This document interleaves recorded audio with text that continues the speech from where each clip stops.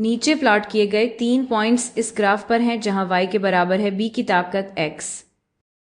सिर्फ इन 3 पॉइंट्स की बुनियाद पर 3 मुतालिका पॉइंट्स प्लॉट करें जो लाजमी तौर पर इस ग्राफ पर हैं जहां y के बराबर है log बुनियाद b पर x।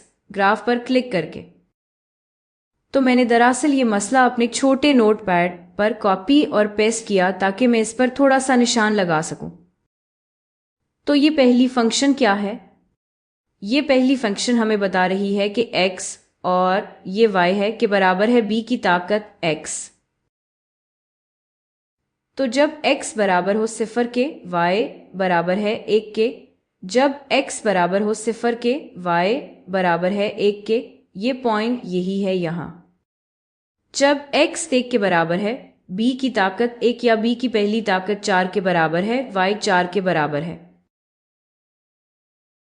तो इसके बारे में सोचने का एक और तरीका यह है कि y या 4 b की पहली ताकत के बराबर है और हकीकत में हम नतीजा निकाल सकते हैं कि b लाजमी तौर पर 4 है। तो ये पॉइंट बिल्कुल वहां है और फिर ये पॉइंट हमें बता रहा है कि b की दूसरी ताकत 16 के बराबर है। तो जब x 2 के बराबर है b की दूसरी ताकत y 16 के बराबर है। अब हम चाहते हैं कि 3 मुतालिका पॉइंट्स इस फंक्शन पर प्लॉट करें, तो मुझे यहाँ एक और टेबल बनाने दो।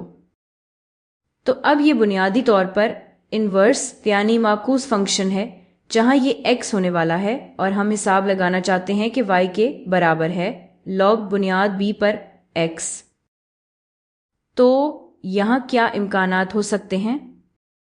तो जो मैं करना चाहती हूँ वो ये है कि सोचें, आइए ये मिकदारें लेते हैं क्योंकि ये बुनियादी तौर पर इन्वर्स फंक्शंस हैं। log एक्सपोनेंट्स यानी ताकतों का इन्वर्स है।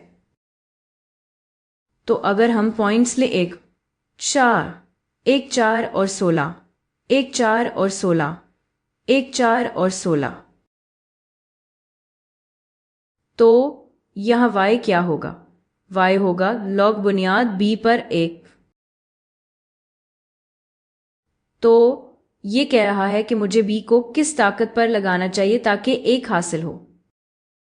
अच्छा, अगर हम फर्ज करें कि b 0 नहीं है और ये एक माकूल फर्ज है क्योंकि b मुख्तलिफ ताकतों पर 0 नहीं है, तो ये किसी भी गैर 0 b के लिए 0 होगा। तो ये बिल्कुल यहाँ 0 होने वाला है। तो हमारे पास पॉइंट 1 0 है, तो ये वो पॉइंट है बिल्कुल वहाँ। और ध्यान दें, ये पॉइंट इस पॉइंट से मेल खाता है।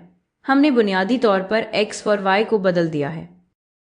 और आम तौर पर जब आप इन्वर्स ले रहे होते हैं तो आप इस लाइन पर रिफ्लेक्ट करते हैं।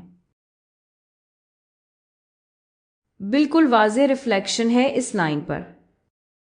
अब आइए यहाँ देखें, जब x 4 के बराबर है log बुनियाद b पर 4 क्या है?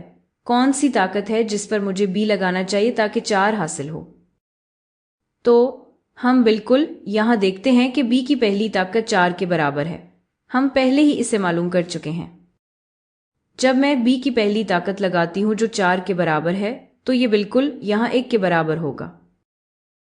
तो जब x 4 के बराबर है y 1 के बराबर है। और एक बार फिर ध्यान दें, ये x बराबर y लाइन के हवाले से रिफ्लेक्शन है।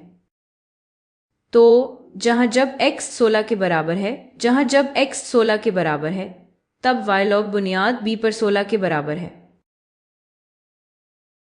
वो ताकत जिस पर मुझे b लगाना चाहिए ताकि 16 हासिल हो। अच्छा, हम पहले ही जानते हैं कि अगर हम b की दूसरी ताकत लें तो हमें 16 मिलता है। तो ये बराबर है 2 के।